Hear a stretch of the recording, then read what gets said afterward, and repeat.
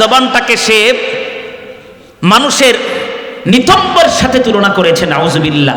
অর্থাৎ মানুষের পিছনের অংশের সাথে কি করছে, সে তুলনা করছে। আমি ওই ভাষাটা বলতে পারলাম না। আল্লাহর শানে কথা শোনার পরে স্থির থাকা যায় না। এই ভিডিও পাবলিশ হওয়ার পরও যে মুসলমানরা বাউল সরকারের পক্ষ নেয়, আল্লাহর জাতের কসম ওদের উপরে খোদার গজব পড়বে। এজন্য বাউল সরকার, আবুল সরকারের এই আবুল নামের ফাউলটারে এমন দৃষ্টান্তমূলক শাস্তি দিতে হবে, এদেশে যেন কোনো বাউল শিল্পীরা বাউল নাম ধারণ করে যেন আল্লাহ আল্লাহ রসুলের বিরুদ্ধে কোনো কথা বলতে না পারে। কথা বলেন কি? এই ব্যাপারে কারা কারা আবুল সরকারের বিচার চান একটু হাত তুলে দেখান। লিল্লাহি তাকবীর।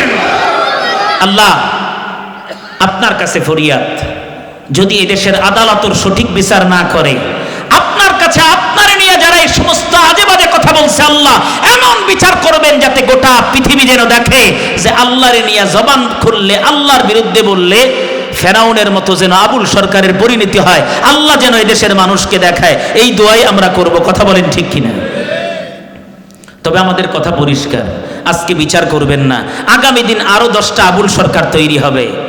আর মুসলমান আমরা বৈশা বৈশা জিলাপি খাবো আর নামাজ পড়বো, এই নামাজের কোনো দাম নাই। যদি আপনার ঈমান আপনাকে আল্লাহ সম্পর্কে বাজে কথা বলার পরও যদি আপনি পার্লামেন্টে আইন পাস করে যদি এটাকে বন্ধ করতে না পারেন, এদেশের তাওহীদি জনতা যদি আল্লাহর বিরুদ্ধে কথা বলা বন্ধ করতে না পারে, এদেশে ভূমিকম্প আবার আসবে, আবার আসবে। সেদিন 5.7 মাত্রার নয়, সেদিন 9.10 এমন ভূমিকম্প হবে, প্রতিটা ভবন জমিনের সাথে মিশে যাবে, এদেশের মানুষের কবর রচনা হবে। সুতরাং আমরা তোমাদের জন্য এদেশে আযাব আনতে চাই না। এই তো গত শুক্রবার কি পরিণতি হয়েছিল, 10:38 কাপুনিটার কথা মনে আছে আপনাদের? তো ওই আল্লাহ আছে না নাই? সুতরাং যা করি চিন্তা ভাবনা করে করতে হবে। এজন্য আদর্শ সন্তান দরকার।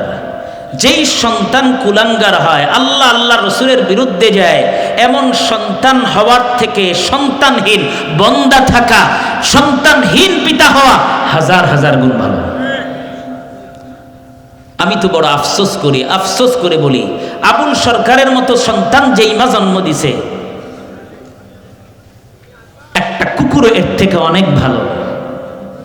কারণ কুকুর আল্লাহর বিরুদ্ধে কথা বলে না, একটা কুকুর আল্লাহর অনুগত। এমন কোন মাখলুকাত নাই যে আল্লাহর সামনে অনুগত না, আল্লাহর গোলামি করে না, আল্লাহকে ভালোবাসে না। মানুষের সন্তান যদি মানুষের মতো আল্লাহকে যদি বিশ্বাস না করে, আল্লাহকে ভালো না বাসে, আল্লাহর প্রতি ঈমান না রাখতে পারে, সে মানুষ আকৃতিগত মানুষ হতে পারে, কিন্তু আল্লাহর কাছে সে কখনোই মানুষ হতে পারে। এজন্যই নবী রাসূলগণ সন্তান চেয়েছেন, আদর্শ সন্তান। বলেন কি সন্তান? যেই সন্তান নামাজ পড়বে না, যেই সন্তান মানুষের হক নষ্ট করবে, যেই সন্তান টেন্ডারবাজি করবে, যেই সন্তান মানুষের জমি দখল করবে, যেই সন্তান মানুষকে অন্যায়ভাবে হত্যা করবে, এমন সন্তান থেকে পিতামাতার আল্লাহর কাছে পানা চাওয়া উচিত। এজন্য আমার আজকের আলোচ্য বিষয়, আপনাদের যদি কষ্ট না হয়, আদর্শ সন্তান গঠনে পিতামাতার ভূমিকা। আলোচ্য বিষয় কি?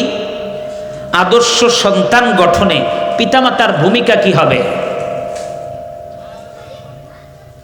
এই বিষয়টা আলোচনা। সম্মানিত ভাইয়েরা, আদর্শ সন্তান আল্লাহর কাছে চাইতে হবে, নেককার সন্তান, এমন সন্তান, এমন ছেলে মেয়ে যেই সন্তান বাপমার জন্য জাহান্নামে যাওয়ার কারণ হবে, এমন সন্তান হওয়ার থেকে পিতামাতার সন্তানহীন থাকা ভালো না খারাপ? ভালো। এটা আমার কথা না, কোরআনে কারীমের সূরা সাফফাত 100 নম্বর আয়াতে হযরত ইব্রাহিম খলিলুল্লাহ, নাম শুনছেন আপনারা?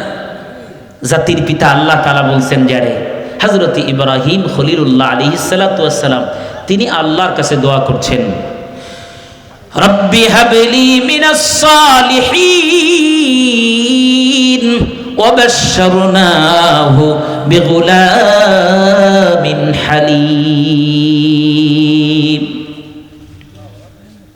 মুফাসসিরিন ইকরাম লিখেছেন, সূরা সাফফাতের এই আয়াতের তাফসিরে হযরত ইব্রাহিম আলাইহিস সালামের বয়স 110 থেকে 120 বছর, তার স্ত্রীর বয়স প্রায় 99 বছর। 99 বছরের একজন বৃদ্ধা মা, 120 বছরের একজন বৃদ্ধ বাবা, এই বয়সে বাচ্চা কাচ্চা হওয়ার সুযোগ আর আছে? ডাক্তারি সায়েন্স কি বলে? Date expire. এই বয়সে সাধারণত বাচ্চা কাচ্চা হয় না, কিন্তু আল্লাহ চাইলে হওয়ার সম্ভব কি সম্ভব না? আর একটু জোরে বলবেন। আপনাদের বোধহয় বিশ্বাস হয় না এই কথাটা। আল্লাহ চাইলে একটা 80 বছরের বুড়া মানুষেরও সন্তান দিতে পারে কি পারে না? যার প্রমাণ সূরা সাফফাত। সূরা সাফফাতের 100 নম্বর আয়াতে আল্লাহ তাআলা হযরত ইব্রাহিম খলিলুল্লাহর কথা আলোচনা করে বলেন, হযরত ইব্রাহিম আল্লাহর কাছে দোয়া করে, আল্লাহ আপনি আমারে একটা নেককার সন্তান দান করে দেন, রব্বি হাবলি বিনাস সালিহিন, আমার একটা নেককার সন্তান দেন। আল্লাহ আমি জানি আমি বুড়া মানুষ, এই বয়সে সন্তান জন্মদানের শারীরিক কোনো সক্ষমতা আমার নাই, কিন্তু আপনি চাইলে বলেন আল্লাহ চাইলে দিতে পারেন কি পারেন না? পারেন। আল্লাহ তাআলা বললেন, হযরত ইব্রাহিম খলিলুল্লাহ যখন এই দোয়া করলেন, সঙ্গে সঙ্গে আল্লাহ তাআলা দোয়াটা কবুলও করলেন। তাহলে এর থেকে আমরা শিক্ষা পাই, আদর্শ সন্তান পাইতে হলে সন্তান জন্মের আগেই, বিবাহের পরে 5 ওয়াক্ত নামাজ পড়ে দোয়া করতে হবে, আল্লাহ আমার একটা নেককার ছেলে অথবা মেয়ে দেন। কি দেন? ছেলে বা মেয়ে দেন। মেয়ে হোক কিংবা ছেলে, যাই হোক, সন্তান ছেলে বা মেয়ে, কিন্তু সেটা যেন কি হয়?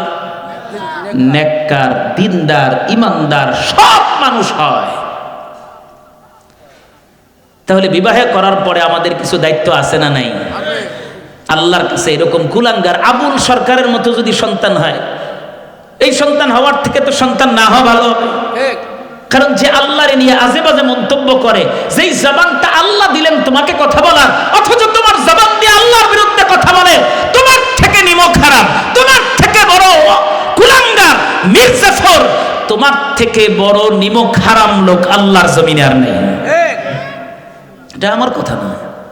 সূরা আর রহমান, কোরআনে কারীমের আল্লাহ তাআলা বলেন, আর রহমান তিনি তো রহমান, আল্লামাল কোরআন, যিনি মানুষকে কোরআন শিক্ষা দিয়েছেন, খলাকাল ইনসান, যিনি মানুষকে সৃষ্টি করেছেন, আল্লামাহুল বায়ান, যিনি মানুষকে কথা বলার যোগ্যতা দিয়েছেন। কথা বলার যোগ্যতা কে দিয়েছেন? আল্লাহ। আর একটু জোরে বলেন। তো আল্লাহ তাআলা আমাদেরকে কি দিয়েছেন? কথা বলেন, বুঝেন নাই? তিনি তো রহমান। সূরা আর রহমানের প্রথম 4টা আয়াত অর্থগুলো খেয়াল করেন। তিনি রহমান, তিনি দয়ালু। কে? আল্লাহ। এরপরে আল্লাহ বলেন আল্লামাল কোরআন, মানুষকে কোরআন শিক্ষাটা কে দিয়েছেন? খলাকাল ইনসান, সৃষ্টি করছেন কে? সৃষ্টি করছেন আল্লাহ। বোবা বানাইতে পারতেন। আল্লাহ বলে আমার বিরুদ্ধে জবান চালাস, আল্লামাহুল বায়ান, আমি তোরে কথা বলার যোগ্যতা দিছি, বহু মানুষ কথা বলতে পারে না, আমি তোরে বোবা বানায় রাখতে পারতাম। এরে আবুল সরকার, তোমারে আল্লাহ বোবা বানাইতে পারতেন। কুলাঙ্গার তুমি, এত বড় আফসোস, তোমারে দেখা আফসোস হয় যে তুমি একটা মানুষ হওয়ার পরও আল্লাহর প্রতি ঈমান এনে আল্লাহর বিরুদ্ধে তুমি কথা বলো, আল্লাহর প্রতি ঈমান আনতে পারলা না। তার আফসোস যে তোমার থেকে একটা কুত্তাও অনেক ভালো। এজন্য হযরত ইব্রাহিম সন্তান চান নাই, নেক সন্তান চেয়েছেন। বলেন কি সন্তান চেয়েছেন? খালি সন্তান চাইলেন, ওইটা এমন সন্তান হইল যে সমাজের মানুষের ডাকাতি করে ওর পকেট গরম হয়, চোর হয়, টেন্ডারবাজ হয়, দেশের ক্ষতি করে, কোটি কোটি টাকা পাচার করে দেশটাকে রসাতলে নিয়ে যায়, এমন সন্তান হওয়ার থেকে না হওয়া।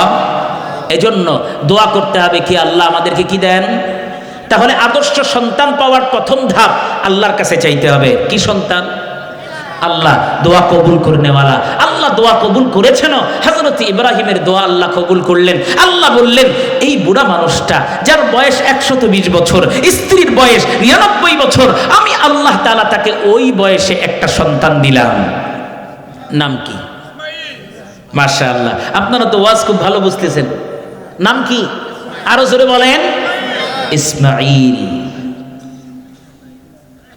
আল্লাহ তাআলা ঘোষণা দিলেন ওয়াবাশশারনাহু বিগুলামিন হালিম, ও আমার ইব্রাহিম খলিল, আমি আল্লাহ তোমারে সুসংবাদ দিলাম, একটা সহনশীল সন্তান আমি আল্লাহ তোমারে দান করব। আল্লাহু আকবার। আল্লাহ চাইলে যেই গাছে ফল হওয়ার কথা না ওই গাছেও ফল দিতে পারেন। তাহলে আমাদের দায়িত্ব হলো যারা আদর্শ পিতামাতা হতে চাই, বিবাহের পরে যুবক ভাইরা যারা নতুন বিবাহ করেছেন, আল্লাহরে বলবেন, আল্লাহ আমার একটা নেককার সন্তান দাও। মালিক যদি আপনার নেককার সন্তান দেয়, হযরত ইসমাঈল আলাইহিস সালাম নবীর ছিলেন, নবী ছিলেন, এমন সন্তান ছিলেন যে আল্লাহ তাআলা সূরা বাকারার মধ্যে পিতা পুত্রের আলোচনা করতে যে হযরত ইসমাঈলের আলোচনা করেছেন যে দুই পিতা পুত্র আল্লাহর ঘর, পৃথিবীর শ্রেষ্ঠ ঘর নিজ হাতে বানিয়েছেন। তো আপনার সন্তান আপনার জন্য নাজাতের হবে যদি কিনা আপনি আদর্শ সন্তান চান। এখন এই সন্তান আদর্শ হওয়ার জন্য আল্লাহ সন্তান দিলেন, জন্মগ্রহণ করলেন, জন্মের পরে কিছু কাজ আছে না নাই? আর একটু জোরে বলেন। জন্মের পরে সর্বপ্রথম সন্তান হওয়ার পরে আল্লাহ পাকের শুকরিয়া আদায় করতে হবে।